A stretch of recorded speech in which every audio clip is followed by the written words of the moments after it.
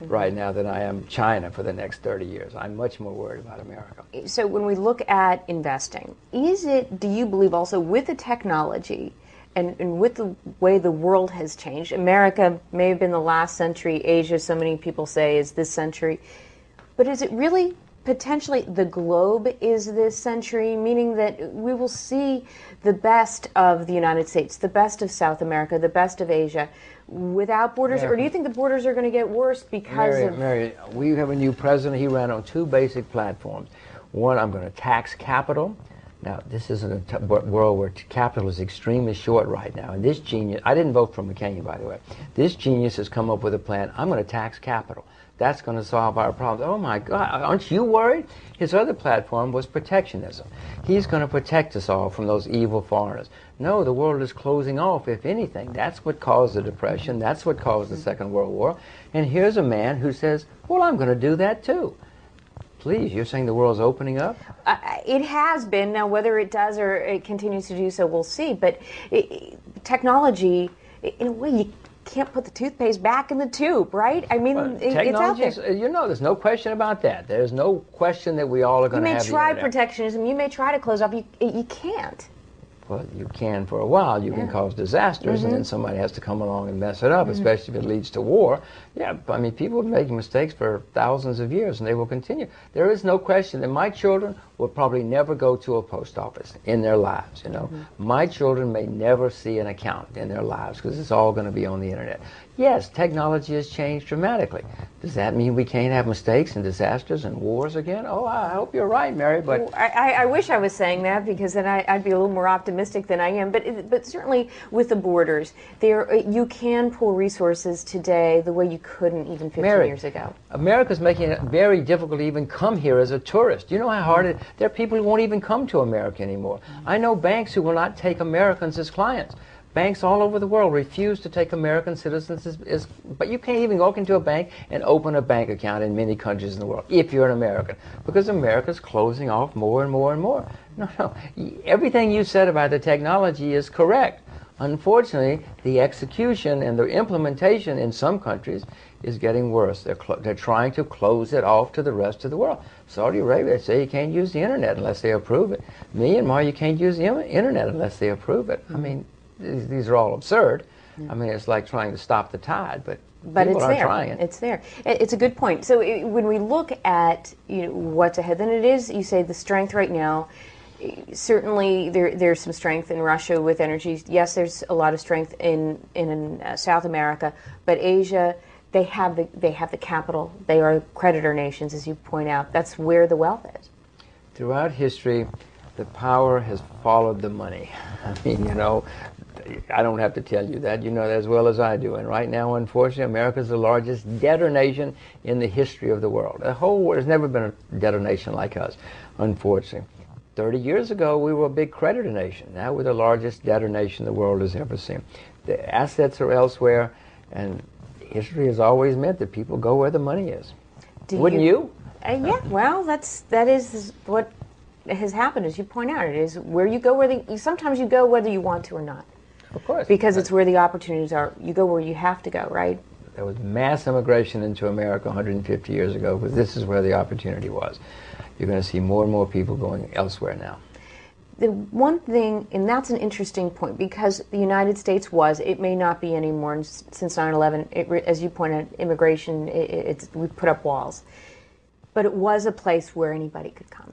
And some of the best minds, some of the brightest people, some of the poorest, brightest people on the planet came to the United States. There are a lot of very smart, very poor people in Asia, so they have a great pool of resources there, but it is also not as open. It isn't as porous, where you can get, you have the opportunity to move there, but a lot of people can't just pack up and move to Asia. It is not as open as the United States was. Is that an issue? Would that be a problem? Or is it the fact that they have such an amazing population in and of themselves, they don't need the rest of us? Well, everybody needs outside ideas, outside capital, outside expertise. The idea that you can just close off. Many countries have tried. In 1962, Burma was the richest country in Asia. Now it's about the poorest, because in 1962 they said, we don't want any more foreigners. We're not going to let foreigners come here with their brains, their ideas, or anything else. Closed down. Ghana in 1957 was the richest country in the British Empire. The richest country, and they said, no more foreigners, we don't want the foreigners, we're going to throw the foreigners out. Within 6 years, they were bankrupt, had a military coup because they were a total disaster. Many countries have tried to close off throughout history. It has always led to problems. You need outside blood, fresh blood. You need outside ideas. You need outside capital. Sure, go ahead and close off. North Korea did it. You see the results. I mean, it just doesn't work. Cuba did it. You see the results. It just doesn't work.